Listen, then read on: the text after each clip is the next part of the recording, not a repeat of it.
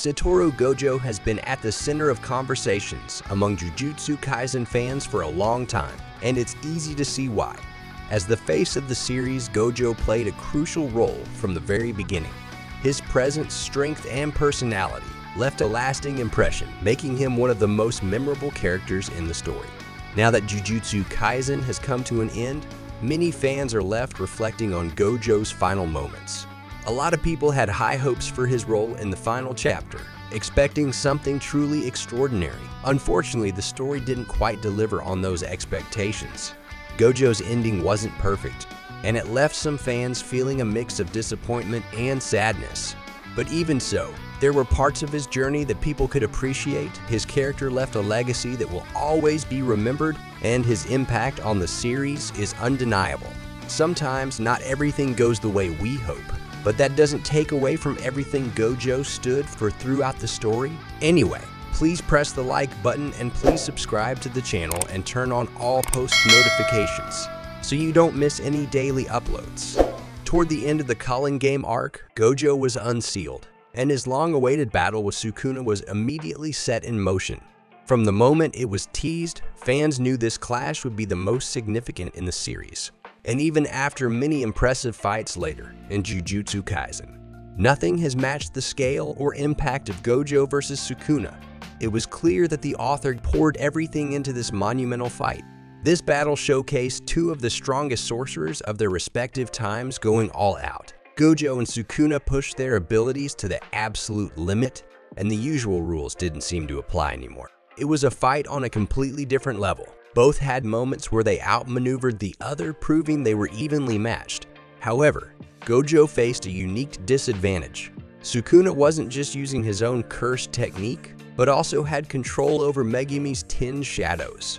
This alone was powerful enough to rival Gojo's Limitless and Six Eyes at full strength. As hinted at earlier in the series, one of the most devastating obstacles Gojo faced was Mahoraga, the strongest Shikigami in the 10 Shadows technique. Mahoraga became the turning point of the fight. It allowed Sukuna to bypass Gojo's infinity, eventually leading to Gojo's death in Chapter 236.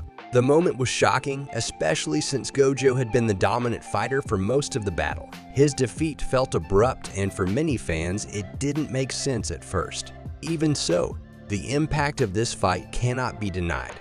While Gojo's death left many heartbroken, it felt like there was more to his story, something yet to come. Fans continue to hold on to hope, believing that Gojo's legacy isn't over and that his influence will remain strong in the series. After Gojo's death, the fight against Sukuna didn't end. Gojo's body was taken by Wee Wee and brought to Shoko, who worked to patch him up as best as she could. This gave fans hope that Gojo wasn't truly gone for good. And sure enough, when Yuta fell in battle to Sukuna, something incredible happened. Just like Gojo, Yuta was nearly cut in half. His body was also taken to Shoko's place, and right before he passed, Yuta used Kenjaku's technique to transfer his brain into Gojo's body. Using reverse curse technique at its highest level, Yuta essentially brought Gojo's body back into play. Yuta, now inside Gojo's body, returned to the battlefield to face Sukuna again. This time, it was like the second round of their fight. While it wasn't as grand as the first, it was still intense. The two immediately clashed with their domains, and this time, Yuta managed to land a hit on Sukuna, even striking him with a hollow purple. A move that, under normal circumstances, would have killed anyone from that distance. It was a moment that showed just how much power Yuta could tap into when using Gojo's body, and fans couldn't help but feel both sad and hopeful, knowing that Gojo's legacy still lived on through Yuta. Yuta couldn't fully control Gojo's body, and that's where things started to fall apart. Sukuna managed to survive, and Yuta's technique ran out before 5 minutes had passed.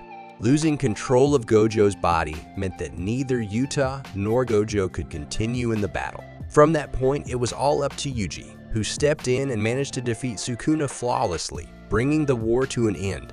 After everything settled, fans were left with big questions about what happened to both Gojo and Yuta. They were stuck in this strange suspended state, leaving everyone to wonder about their fate. At the end of Jujutsu Kaisen, the author gave an answer. Yuta returned to his own body, thanks to Rika. She kept healing his injured body using reverse curse technique until it was fully restored. She also helped transfer Yuta's brain back from Gojo's body into his own. Rika acted as the anchor that brought Yuta back, and fans were relieved to see him return. As for Gojo, his body was fully healed with reverse curse technique, which made it seem like a revival was possible. Fans hoped for this, but sadly, it didn't happen. Gojo's potential comeback was never explored, and his character wasn't given the send-off he deserved. The series didn't address his death properly, and his students didn't pay tribute to him. There wasn't even a funeral for Gojo, which left many fans feeling disappointed. For a character as important and powerful as Gojo, this conclusion felt unfair and unsatisfying. Even with such an underwhelming ending, Gojo's legacy remains strong. Fans will always remember him, not just as the strongest sorcerer, but as someone who cared deeply for his students and stood at the center of Jujutsu Kaisen. While the story didn't do him justice in the end, Gojo Satoru will always be cherished as an unforgettable and iconic character. Let's talk about why Yuta's return in Gojo's body was seen as a flawed decision and the possible reasonings behind the creator's choice not to revive Gojo. Another major gripe about Pseudo Gojo's return is that this undermines the next generation of sorcerers. Gojo was always meant to be the peak of Jujutsu sorcery, someone whom others could look up toward as the benchmark. At the onset of the series, Gojo himself was confident of the new generation, believing that some of them, like Yuta, can go beyond his level if pushed to their limits. In his head, he saw the future where those young potential sorcerers would not stop at special grade, but create an even higher level of achievement by themselves. However, with Gojo returning in this fashion, it supersedes the aspirations of the new characters. Yuta and others were supposed to have their own moments to shine, prove that they could carry it forward. While some had theirs, Gojo's return at this point takes the spotlight away from them, especially Yuta. It raises the question, is Yuta, as a character, being elevated and undermined at the same time? This return really complicates the narrative by finding a balance between the legacy of Gojo and the future potential of characters like Yuta. Yuta's resolve goes to a different level in this chapter, making him absolutely solid in the eyes of fans as a guy who isn't going to be pushed over easily. His mindset is relentless, and the determination is at par with Sukuna's and Gojo's. Yuta is prepared to do what no other sorcerer has had the guts to do, which undeniably raises his character. However, this also comes with a problem. It states that Yuta has to have Gojo's body to actually achieve anything substantial on the battlefield. This relates to meaning that Yuta might, on his own self, never amount to the same level of power. Effectively, his real body is rendered useless, and he is now confronted with the grim choice that he will either die when his 5 minutes run out or remain trapped in Gojo's body using Gojo's powers instead of his own. Such a narrative choice really wraps up what could have been the most promising sorcerer in this series by his potential alone, but anchors his success to Gojo's body. And if all that wasn't enough, then the return of Yuta in Gojo form benches Yuji. Since the very beginning, he had been at the center throughout this fight. Everyone assumed it would be him ending up being the one to need to physically fight Sukuna and find a way to defeat him. Yuji had been on a roll, especially after the lands of multiple black flashes and finally getting access to the shrine curse technique. But the momentum was disrupted, and Yuji had been pushed to the background. Sukuna himself seemed to lose interest in the boy. It is problematic because it undermines Yuji's growth and his potential, just when he was coming into his own as a fighter. But now, it doesn't matter because Yuji knocks Sukuna out in chapter 267. But the story pivoted back to Gojo, instead of really seeing Yuji rise to the occasion and leaves him in his shadow. That is counterproductive in so many ways, and for Yuji, that moment was just taken away and placed back on Gojo. Now let's get one thing straight. Yuji was not simply sidelined because Gojo is back. Yuji got his moment later on in the fight, but it only happened because Yuta collapsed. For as much as the fight continued, there were certainly some key moments where Yuji shined. Though one can't ignore how disruptive it was for the flow of the fight that Gojo showed up so suddenly, and how that placed a shadow on Yuji's role. Bringing Pseudo Gojo back has obvious disadvantages, not only for the newer sorcerers such as Yuta and Yuji, but also to the character of Gojo himself. Gojo had his own arc, his own story which unfolded into a natural conclusion.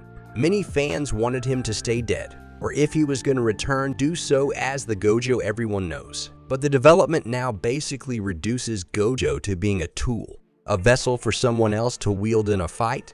It honestly kind of sounds like the author couldn't come up with any other way to have anybody else stand up against Sukuna, so they jerked Gojo back in. If that was in the cards, maybe Gojo shouldn't have been removed from the board in the first place. His sacrifice was to clear the way for the next generation, for sorcerers of Yuji and Utai's ilk to shine.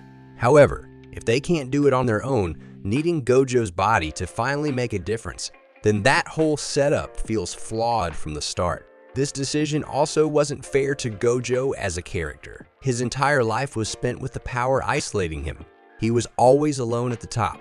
Now, rather than letting the man's story rest, he's being repurposed as a weapon in a battle that isn't even his anymore. It's quite a large bitter pill for many fans to swallow. Moreover, it genuinely feels a little bit like a bait and switch. The author dangled hopes of Gojo returning but really delivered only this half version of Gojo. The truth is, this Gojo won't last, and most likely it's only a matter of time until he's gone again for good. The author really had an opportunity to explore such depths of Gojo's character. Just what made him the strongest? Was he the strongest because he is Gojo, or did being Gojo make him the strongest? Instead of answering what could have been, a fantastic thing to do, they instead re-brought him back to only make him an implement, setting him up for another kill-off. The move does not serve the next generation of sorcerers. It doesn't even particularly do justice to Gojo as a character. The entire journey he has been on is undermined by the use of him in this way. This now cuts short his character arc that could have been meaningful in the event that he returned on his own terms after being rid of the burden of having to be the strongest. In this manner, Gojo's return strips depth that otherwise could be explored. It reduces him down to a plot device rather than really allowing for character growth and development. Fans weren't interested in Gojo because he was strong. They were invested in what that strength represented. The isolation, the responsibility, that burden that comes with being at the top. Bringing him back in that way almost felt like all the character development was being thrown out the window. That doesn't allow the character of Gojo to grow and resolve. In fact, it's a step backward. It doesn't just affect Gojo, but it affects the story's entire direction. The new generation of sorcerers who were poised to rise in the wake of his fall is put on pause, while characters like Yuji and Yuta get to come into their own under his shadow. That's a lost chance of development or exploring growth in their capabilities. It also begs the question of the narrative direction.